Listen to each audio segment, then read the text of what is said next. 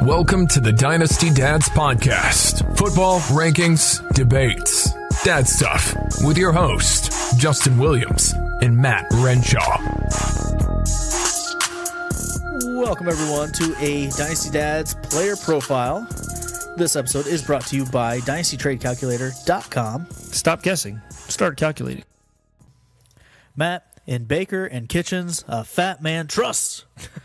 Baker Mayfield and new Browns head coach Freddie Kitchens are vital to the success of tight end David Njoku going forward. Njoku was drafted 29th overall in the 2017 NFL Draft and has flashed greatness despite being surrounded by mediocrity most of his professional career.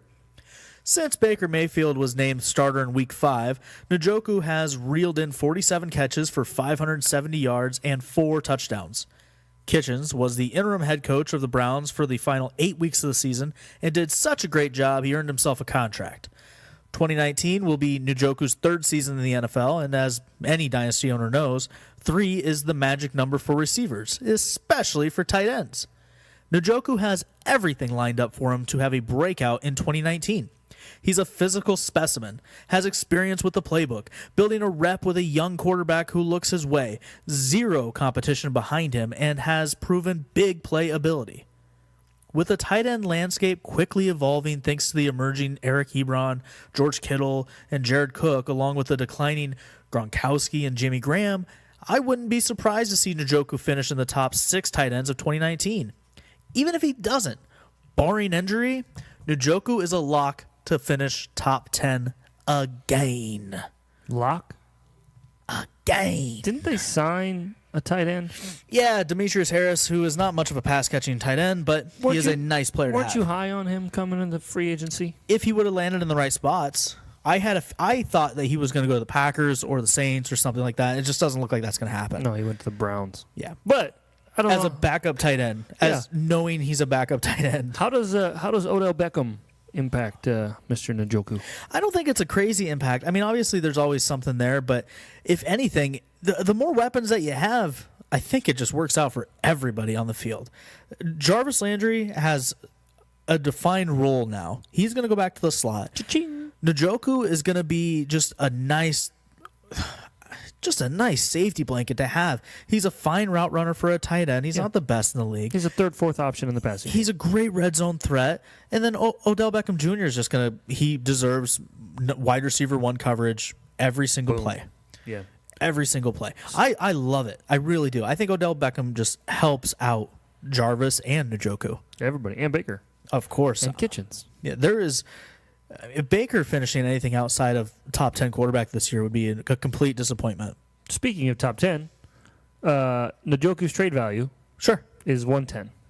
Okay. First round. And for a tight end, that's pretty damn good. Yeah.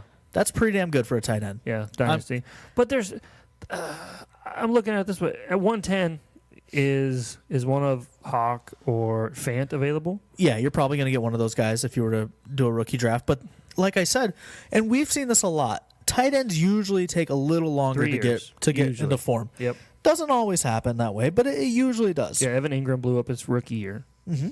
And then regressed. Yeah, yeah. So I would much rather see a guy like Njoku who is inclined in almost every category statistically from his rookie to his sophomore season, if you will. And I expect that to keep going up along with that offense. Yeah. So, I know you're a big Njoku fan. Yeah. And I mean when we compare him to other tight ends that were in that draft, I mean that was the O.J. Howard draft, right? Overrated Jones. Yeah. So I mean, and those guys were going neck and neck at the time. So Ingram was the third tight end in that group. Isn't that weird to think? It really is. It really is. Would it shock you if I told you Njoku outplays Ingram? No. I don't think so either. No. Or OJ. Am I far off with that top 6 tight end remark? Especially with what we've seen this year at tight end. Well, here's the top 3 are set. I would assume. It's Kelsey, Ertz, Kittle. And then it's kind of a wasteland. Yeah.